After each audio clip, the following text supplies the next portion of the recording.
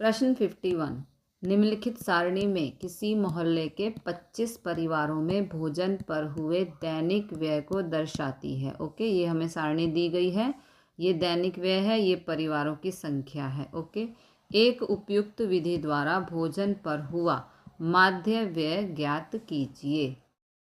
तो इस प्रकार हमें टेबल बनानी है। ये दैनिक खर्च, ये परिवारों की संख्या, ये मध्य कीमत। मध्य कीमत देखो कैसे निकालते हैं, ये 100 से 150 है, तो 100 प्लस 150 और उसको भाग करना है 2 से। देखो इस प्रकार 100 से 150, तो 100 प्लस 150 अपॉन में 2, 100 और 150 हो गए 250 अपॉन में 2, 2 से 250 को भाग करेंगे तो आंसर आएगा 125। ये आ गई मिड वैल्यू यानी कि मध्य कीमत। अगला 150 से 200, तो 150 प्लस 200 अपॉन में 2, 200 और 150 होते हैं 350 अपॉन में 2, 2 से 350 को भाग करेंगे तो आंसर आएगा 175। इस तरह से सभी मध्य कीमत आपको फाइंड करनी है।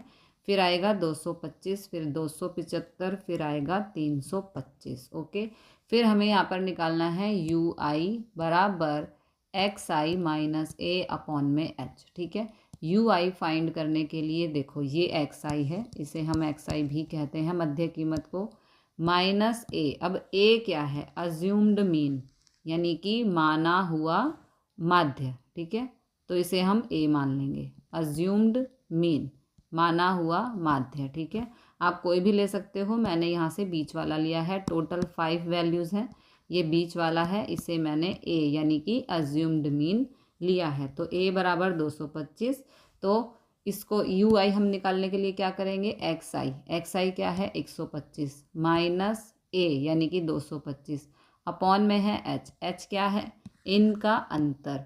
150 में से 100 गया 50, 200 में से माइनस किया 150 50, 250 में से 200 माइनस किया 50, इन सभी का अंतर 50 है, तो उसे हम कहेंगे एच। एच बराबर है 50। ठीक है, फाइंड कर लेते हैं अगले पेज पर।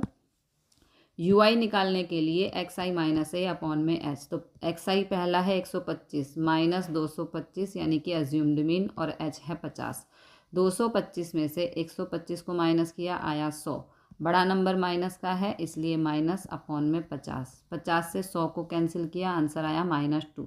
इसी प्रकार अगला एक्स आई का मान है, अगला एक्स आई का मान है 175। ठीक है, तो 175 माइनस ए है यहाँ पर 225 और एच है, ये वाला एच है 50।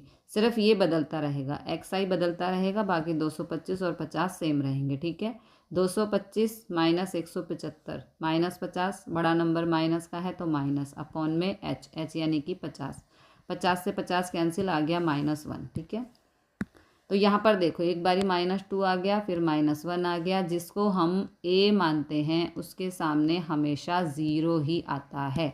अब ऊपर जो माइनस की वैल्यू है वो नीचे आके प्लस हो जाएंगी। आगे आपको सॉल्व करने की ज़रूरत नहीं है, ऊपर वाले ज़रूर सॉल्व कर लेना।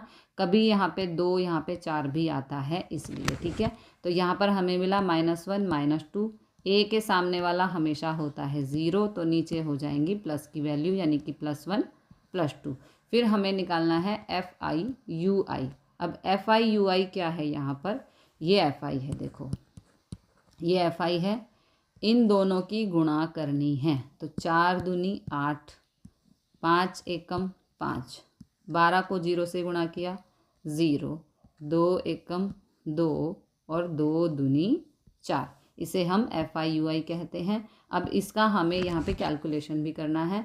तो ऊपर वाली सभी वैल्यू माइनस की हैं, तो माइनस माइनस प्लस, 8 और 5 हो गया -13। नीचे सभी प्लस के हैं, 4 और 2 हो गया 6, तो -13 + 6 कितना हो गया, 13 में से 6 को माइनस किया तो आंसर आया -7, यानी कि सिग्मा एफ आई यू आई आ गया -7। ठीक है, अब माध्य निकालने का सूत्र होता है A plus sigma F I X I upon में सिग्मा एफ आई गुणा में H. Put the values now.